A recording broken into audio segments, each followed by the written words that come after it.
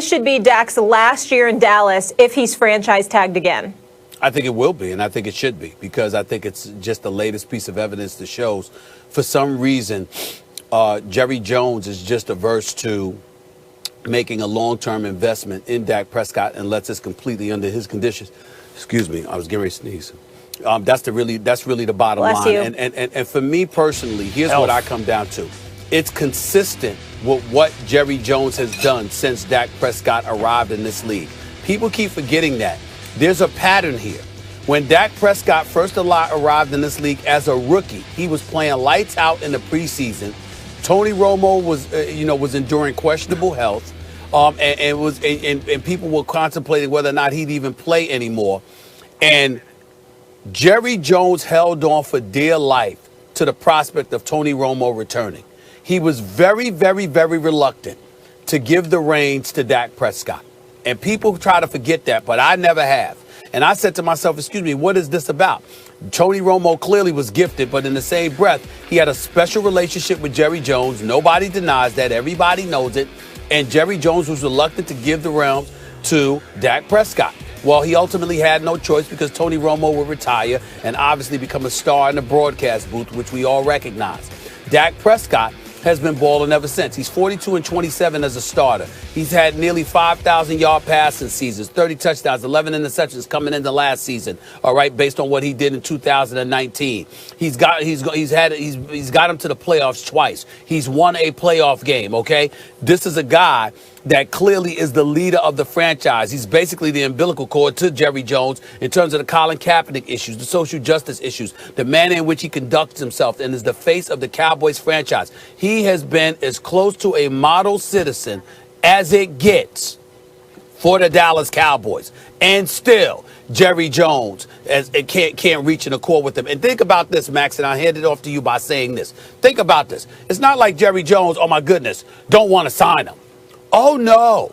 It's that Dak Prescott wanted to sign for 4 years coming into last season. Jerry Jones wants him for 5. Now Dak Prescott wants him for 3. Jerry Jones wants him for longer than that. I know salary cap situations, CBA negotiations coming up, all of those things play a role. But, my God, it's like backwards and stuff. Anything it takes to not commit to this dude on terms that he has earned is what Jerry Jones seems hell-bent on doing. The Dallas Cowboys will pay for this. They will pay for this dearly. And, as far as I'm concerned, it's just further evidence why they'll never win a Super Bowl in Jerry Jones' lifetime. This should not be Dak's last year in Dallas if they franchise him, because he's in the driver's seat. Right now, Dak is sitting pretty. By the way, when you talk about all that stuff with Dak, the only thing I can come up with, Stephen A., is Jerry Jones keeping the Cowboys' name in the news, because heavens knows it's not because they win Super Bowls, right? So this is a way to get us talking about the Dallas Cowboys. Otherwise, it doesn't make sense. Think about this. Ed Werder, I thought, put it beautifully on Get Up. I think it was last week. Jerry Jones and the Cowboys so wanted that extra 5th year of Dak Prescott. They so wanted that they wouldn't take 4 years, to the point where they traded it for 1 year of Dak Prescott. You want 5 so bad that you take 1 over 4? It's insanity.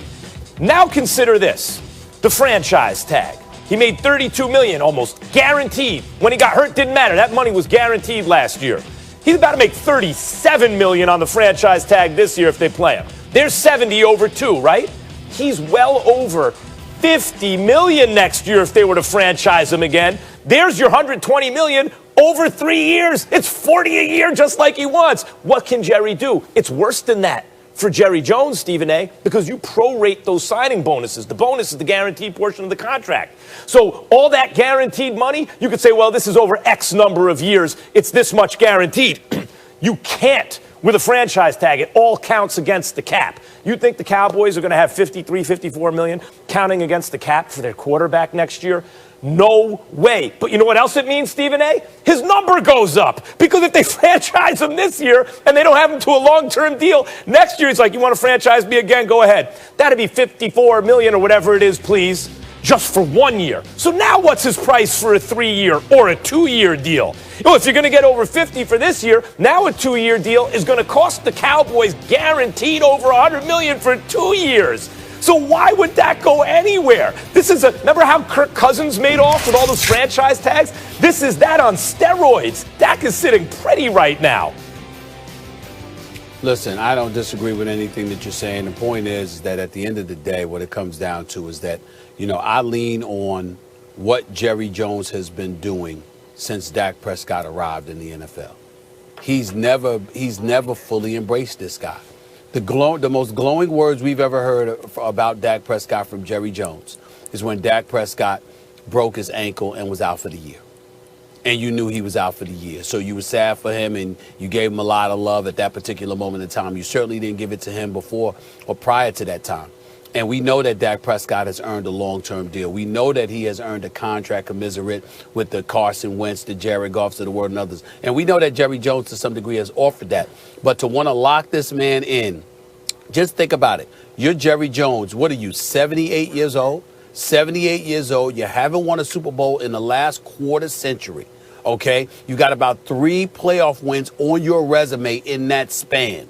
And you're sitting there and holding out on a guy because you want him for 5 or more years as opposed to the 4 he wants to sign for. That's the reason. At age 78, a quarter century removed from winning your last title, that you holding out on this guy. Tell me what type of sense that makes.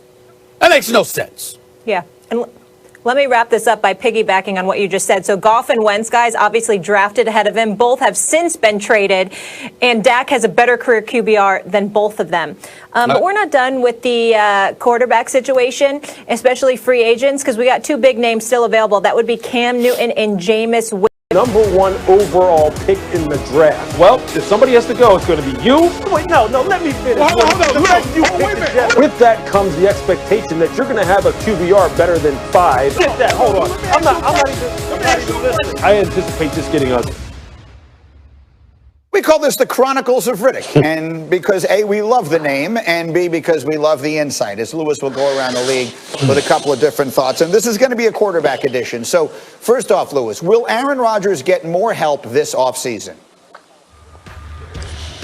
Yeah, Greeny, I think he will. I think he will get more help, particularly on the perimeter, at the wide receiver position, and in the slot in particular, which is really where he needs it. He needs somebody to pair with Devontae Adams, and this draft is just so deep with players who fit the bill of exactly what they're looking for. On your screen right now, Kadarius Toney from the University of Florida, an absolute playmaker who just tore it up down at the Senior Bowl. You've got Amari Rodgers from Clemson, who is another one of those guys who would fit the bill as well. And then Dwayne Eskridge from Western Michigan. They just have so many guys that are out there that are available for them that I think they'll get one of them. Next up will be Ben Roethlisberger. Should he keep playing in 2021? Yeah, I don't think without a doubt he should keep playing. Look, when we talked to him just this past year for Monday Night Football, Ben sounded like somebody who really thought that he could play many more years in the NFL. He didn't sound like someone who was burnt out, someone who really was seeing the end of his career coming. I think obviously they have to figure out what the financial situation is going to be for him in Pittsburgh and what that's going to look like. But I think you're going to see Ben for a couple more years in the NFL. And then one more. If you were in the Browns front office, would you sign Baker Mayfield to a long-term deal now? There's no doubt about that at all. Look, he has found his niche right now with Kevin Stefanski in this play-action-oriented type of offense that really runs through the running game, and off of the play-action passing game comes the kind of production that you're looking for out of Baker Mayfield. He's not someone who's just going to be able to transcend his surroundings and really make everyone else better in the sense of, a true, generational type of franchise quarterback. But this is a perfect fit for him in Cleveland. And I think they understand that. I think they like where they're heading. There's no way I'd let him get out of the door. They have a good thing going in Cleveland. They found someone who can win them football games and play at a high level when need be. I wouldn't chance that and try starting over at all. I wouldn't mess with this in any way, shape, or form. We see what's happening to other teams that don't really know what their next best alternative is when they go ahead and they let their starting quarterback out the door. I don't think Cleveland will make the same mistake. Understood. But just to be clear, we're talking about signing an extension. He just finished his 3rd year. They can pick up the 5th-year option, which means just by doing that, they have him guaranteed for 2 more years. But we're talking about